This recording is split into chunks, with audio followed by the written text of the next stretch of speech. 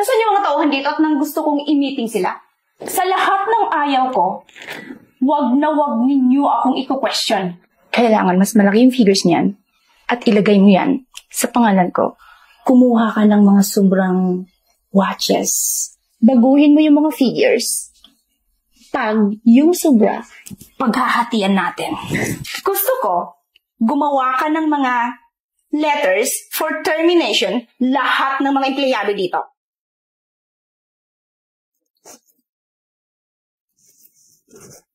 Hi, Ma'am. Good morning. Good morning. Sino po sila?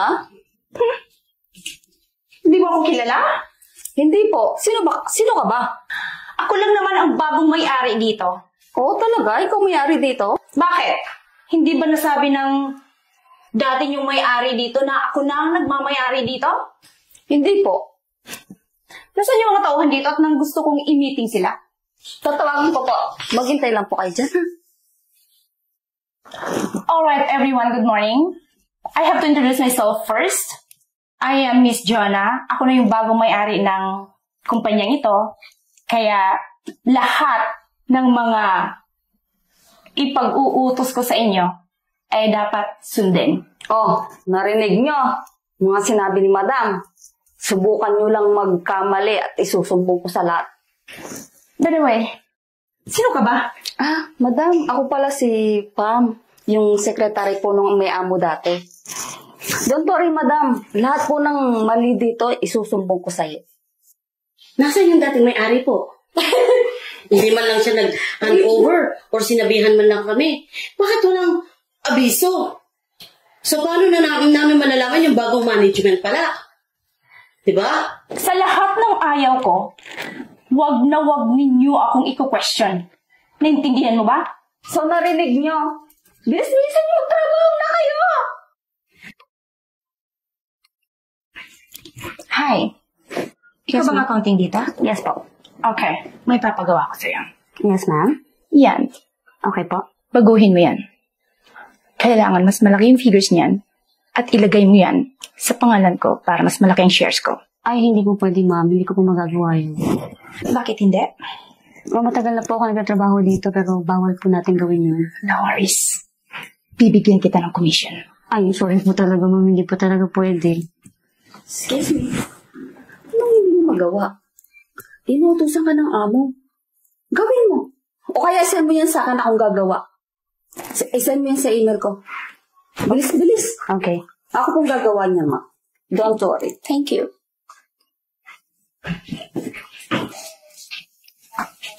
So, Hi, madam.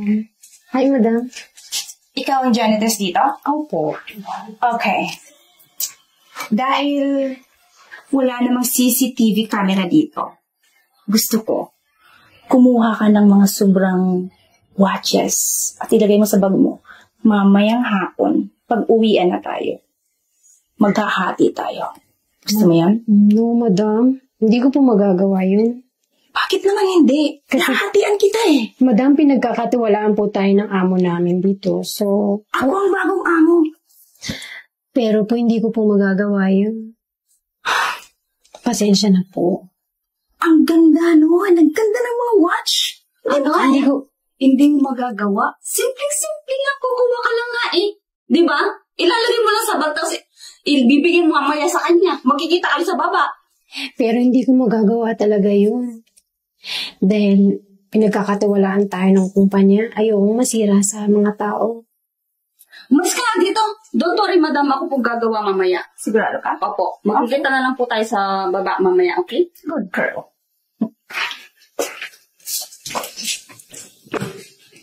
Good morning, ma'am. Anong ginagawa mo? So, ordering, ma'am, ng supplies po. Oh, so you are the purchaser. Yes, ma'am. Alright. Now, mag-o-order ka. Ngayon, baguhin mo yung mga figures. Pag yung sobra, paghahatian natin. Pasensya na po. Pero ma'am, kasi lahat ng suppliers, kilala po ako at nakakatiwala po. Kaya hindi ko po pwedeng gawin. Aba! Sabi niyo, sinasabi niyo. Hindi mo ako susundin? Pasensya na, ma'am. Tapat po ako sa trabaho ko. Excuse me, ma'am. Lahat po ng staff dito, ako na pong kakausap. Ako na pong bala. At saka iyan, isisend ko po sa email nyo. Don't worry. Sigurado ka? Opo. Narinig mo siya? Yes, ma'am. Okay, good. Di ba ikaw ang HR dito? Yes, madam. Okay, may papagawa ko sa'yo. Ano yun, madam? Gusto ko, gumawa ka ng mga letters for termination lahat ng mga empleyado dito. Bakit ko gagawin yung madam? In which round? Dahil hindi nila sinusunod yung mga utos ko.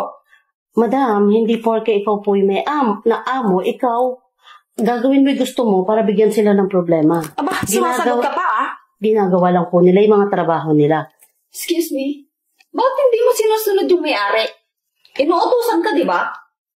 Sige, as a HR, gusto mo ba sundin ko yung hindi naman tama? Ako na lang gagawa lahat, ma'am. Ako na lang po lahat ng gagawa ng lahat ng mga trabaho dito.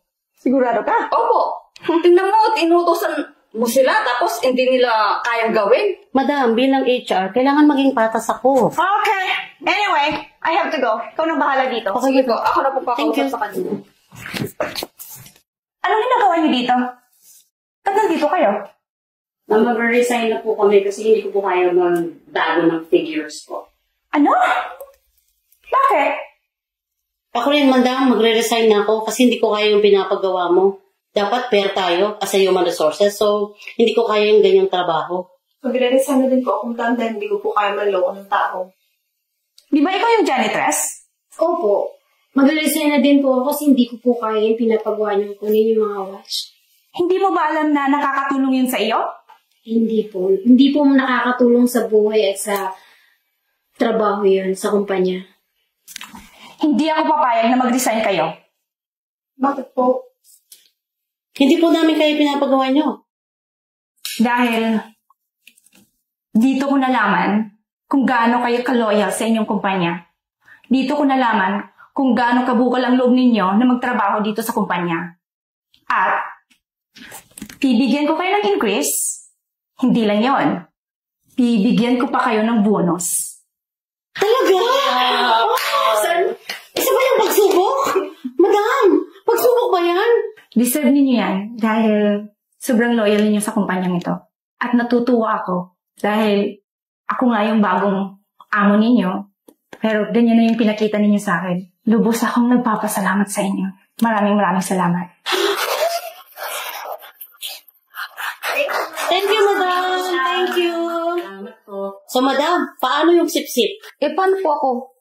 Ikaw, sa una pa lang, nakitaan ko na yung ugali mo. Simula bukas, hindi ka napapasok. You're fired.